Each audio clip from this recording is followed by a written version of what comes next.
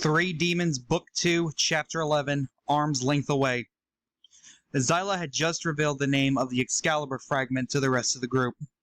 Already, ideas are starting to come through as to where to look. Immediately, both Asuka and Cello mention the new church being opened in town that day. That's right, the old church got caught on fire years ago. Randomly. I wonder why it took so long to build a new church in town, Ivy asks herself. Obviously due to the amount of demons in town. Zyla snarkily replies. Can we not start trouble right now? Joseph responds to Zyla using the knife hand. Well, we should get going. It will be good to start to look. Kate Snake claps her hands together, telling everyone it's time to get going. Everyone nods and heads out to the new church. Once they get there, they see several clergy there. However, Ivy and Zyla both note that these clergy are less refined and noble-looking than the ones they are accustomed to. Shocking, isn't it? Joseph asks the two. That not all clergy of the church are these sophisticated individuals you make them out to be. Most of them are normal people, he continues. Ivy seems to have had a sudden realization. Not that she's been lied to, but more as if she was misled. She still feels headstrong that the church is the correct way of doing things. However, ignoring lower-class individuals isn't something she ever intended to do. Zyla finds herself in a very similar boat. However, at the moment, she is headstrong in completing the mission at hand, and she makes it very clear of that notion. Whatever the case, we are not here to dwell on the conditions of the clergy.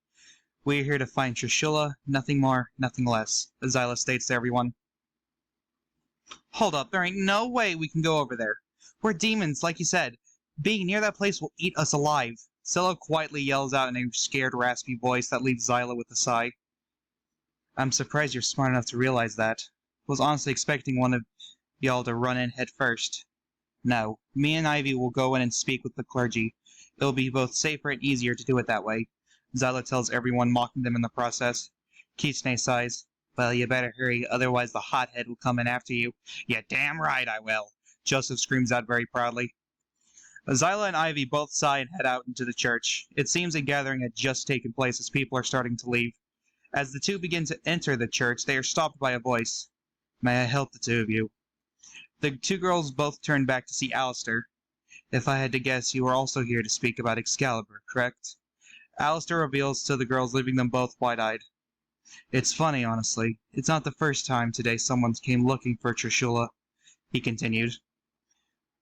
Wait, you've met someone else today? Where did they go? Ivy asks, trying to make sure her and Zyla keep their end of the agreement. I told him to come back during the night. It was clear he wanted Trishula, as I assume you both do as well. Alistair gave the information to the girls and left them not knowing how to respond. Do me a favor. Do not get involved with what happens tonight. Me and that boy must settle our differences properly. Alistair asks the two, to which they immediately reject the notion. Are you crazy? We can't afford to have either of you die. Ivy tries to plead with Alistair. This is the natural order of how things need to play out between our souls. Alistair continues to make his case, leaving Zyla and Ivy without really any options. Now, if that is all, I will be on my way. Alistair takes his leave, leaving Ivy and Zyla both standing there. The girls do eventually come back to the rest of the group with the visible look of defeat on their faces. So, what bad news have you brought with you? Kitsune asks the two, to which they explain the whole situation. What? That's ridiculous! Joseph screams out in frustration. We can't just let the two of them fight to the death like that, Asuka exclaims.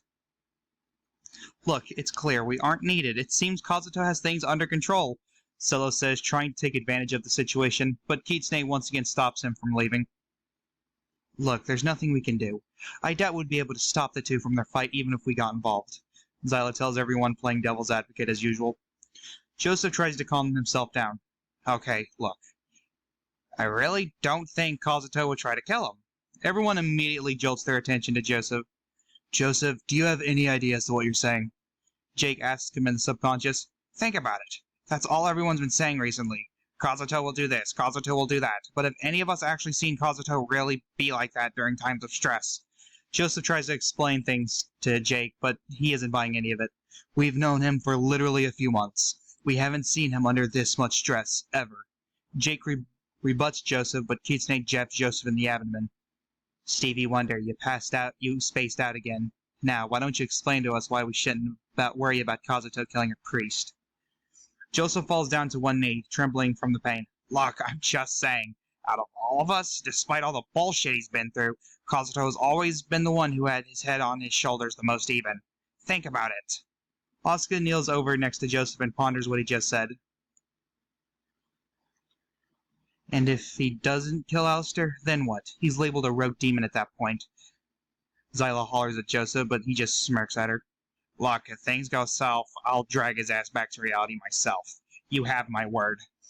Joseph reassures everyone, leaving most unconvinced and with a sigh, but they let themselves go with Joseph's plan anyway.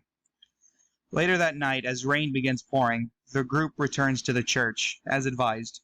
Asuka and Ivy both having an uneasy feeling heading behind the church. Joseph, something doesn't feel right. Asuka tries to tell Joseph, but he also has that same feeling, but he pushes it aside and just tries to think positive. They all walk behind the church, and what they see horrify them. The yard all torn up from the battle that had occurred, streams of blood all over the place, and Alistair's dead body lying on the ground. However, Trishula is still there in one piece next to him. Zyla balls her fist up in rage and lashes out at Joseph, dropping him to the floor with a right hook. Now you see, you moron, we tried to tell you this shit would happen. Zyla lashes out at Joseph as Ivy and Sela hold her back, as Asuka goes in to check on Joseph. Joseph rubs his jaw with the back of his hand as he doesn't say anything. Kitsune then looks over at Alistair's corpse as she sees muddied and bloody tracks heading into the woods.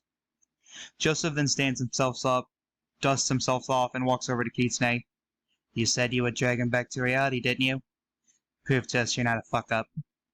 Joseph continues not to say anything as he runs through the woods, following the tracks presumably left by Kazuto. Aren't we gonna go after him? Asuka asks everyone. He looked mad. I'm not getting in between whatever is gonna happen between those two. Solo tells everybody. So we're just gonna risk Randy or Kazuto ending up dead again? Ivy yells out, not wanting to risk another death. Zyla kneels down and grabs Trishula. Ivy, we've come for what we needed. There's no need to worry about the issues of a demon anymore. Kitsune then looks back at Zyla. I figured you would tuck your tail in between your legs and run once Randy lost his temper. Must be hard to be embarrassed as hard as you did against him. I'm sorry? Zyla asked Kitsune, gritting her teeth. Look, this isn't the time to argue. We need to go after them. Asuka screams out, finally getting everyone's attention. However, no one says anything. Not even a muscle is moved. Fine, I'll go. I'm not going to be the reason either of them gets hurt. Asuka tells everyone before she jets into the direction Joseph ran to. Everyone stands there, but Sela was the first one to crack. Damn it all, he says to himself, shaking in the knees before chasing down Zyla, or Asuka. Zyla, I'm sorry, but I wouldn't be able to forgive myself if I let anyone else get hurt, especially after Alistair. Ivy apologizes to Zyla, running after them as well, leaving Zyla reaching her hand outward towards her. That only left Kitsune and Zyla standing there. You can act like a hard-ass all you want, but I know you also want to go after them. Kitsune tells Zyla before she also heads out after them. Zyla looks down, pulling out a locket from her robe before squeezing it and holding it close to her. She looks back up with a determined look on her face before she eventually runs after them. Joseph continues running through the brush, looking for all signs of where Kazuto is. What are you gonna do? Randy asked Joseph in the subconscious. Exactly what the fuck I said I was gonna do. Joseph responds in a serious tone, something out of normality for him. I hope you weren't expecting help from the two of us. Jake tells Joseph, and I hope you weren't expecting me to ask for help. Joseph responds to Jake, leaving Jake with a smirk on his face. Joseph then sees a figure standing next to a makeshift fire. He immediately recognizes the figure as Kazuto. He calls out towards him, which does catch Kazuto's attention, and he sees him. Kazuto just grits his teeth before jumping up and leaving again. Joseph then continues chasing after him, screaming out his name and telling him it's time to stop running from his problems. Kazuto and Joseph then reach a rocky opening, with the opening split in half by a creek where each stand on either side. Randy, I appreciate your concern, but I'm gonna have to ask you to leave me alone. I'm not returning to Ria's side, Kazuto tells Joseph. Joseph balls his fist up and screams at him. You moron! You're killing innocent people. I understand you went through a horrible thing. No one can understand that pain, but this isn't the way to do it. Enough. I'm getting sick and tired of everyone's sympathy. This has nothing to do with you, and I don't want anything to do with you.